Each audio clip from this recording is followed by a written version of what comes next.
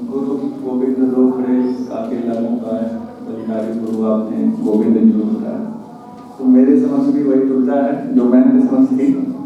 हमारे गुरुवर professor Rajwant Rao sir राजमंच पे बैठे हैं, सर्वप्रथम उनको सादर प्रणाम। और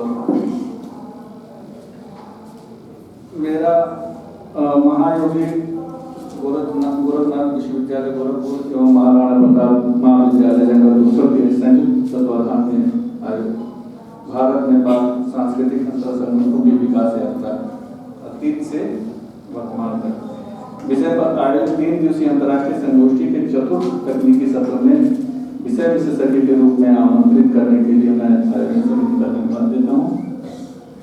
आज इस मंच पे वही दुविधा है जो मैम की थी कि सर मंच पे हैं और हम लोग विषय विशेषज्ञ के रूप में आपके सामने हैं।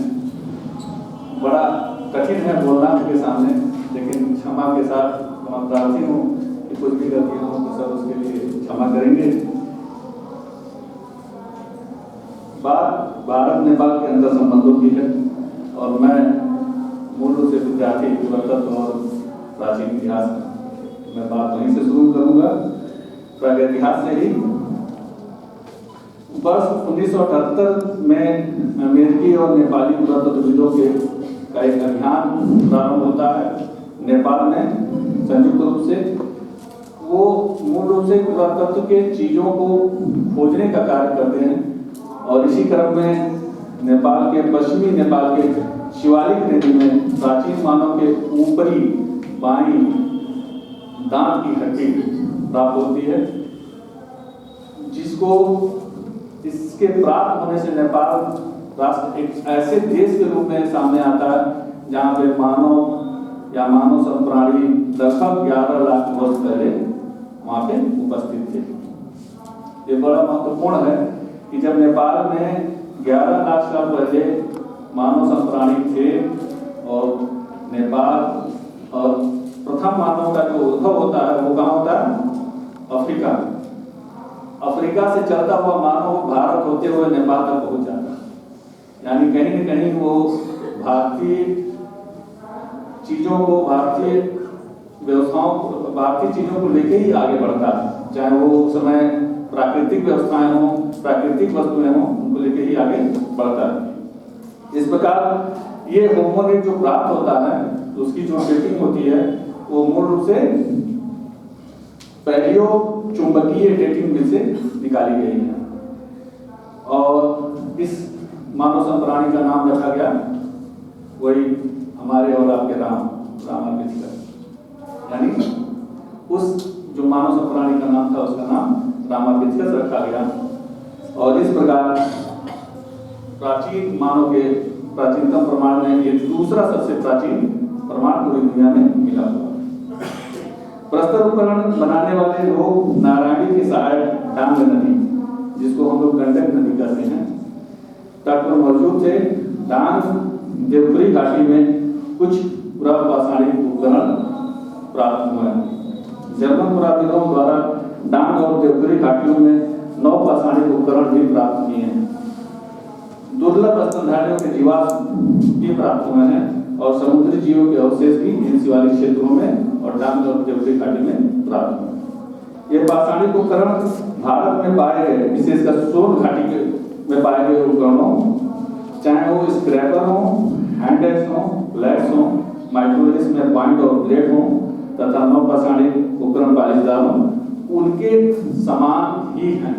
यानी जो नेपाल में पाषाणिक उपकरण पाए जा रहे हैं और जो भारत में पाषाणिक उपकरण पाए जा रहे हैं उसमें कहीं बहुत हद तक समानता है। इससे यह निष्कर्ष हम निकाल सकते हैं कि नेपाल और भारत प्राचीन समय में या प्रागैतिहासिक काल में भी कहीं न कहीं एक दूसरे से तकनीकी रूप से जुड़े हुए थे।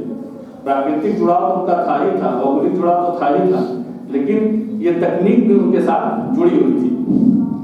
नेपाल के चोखा पानी गुफा में ताम्र पाषाण काल के तांबे के मानव रूप और अन्य वस्तुएं मिली हुई।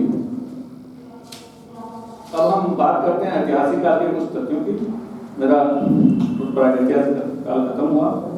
ऐतिहासिक काल में हम देखेंगे कि राम, जो हमारे पूजनीय राम, भगवान राम, हमारे लिए केवल एक बार अधिकार का माध्यम है। वो हमारे भगवान, नेपाल में तो उनके ऊपर दो अधिकार हैं, एक तो वो उनके भगवान है, दूसरे उनके जमादार।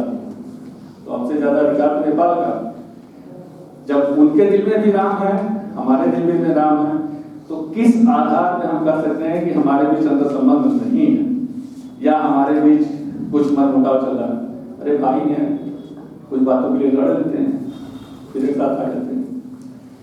और बुद्ध के समय में देखें तो नेपाल के बेटे के रूप में बुद्ध भारत में आते हैं और भारत में उनको ज्ञान मिलता है, और उस ज्ञान का प्रकाश पूरे दक्षिण पूर्व एशिया में दिखाई देता है। तो ये संबंध हमारा सांस्कृतिक संबंध है, सीमाओं में इसको हम नहीं बांट सकते। हमारा संबंध हवा और पानी का, हमारी हवाएं वहां तक जाती है, उनका पानी हमारे देश में आता है, तो इसको हम बांट नहीं सकते। कुछ बातें जरूर समय के अनुसार आती रहती हैं, तो आती रहती हैं तो चली जाती हैं, लेकिन कभी हमारे दिलों में बंटवारा तो हुआ ही नहीं, कभी हम अलग थे ही नहीं। तो इस प्रकार बहुत ज्यादा सबके सामने तो बोला नहीं जा सकता, तो मैं अपनी बातें समाप्त करता हूँ। इसके साथ ही भारत और नेपाल का अंतर संबंध भौगोलिक है, सांस्कृतिक है और हवा और पानी का भी है। धन्यवाद।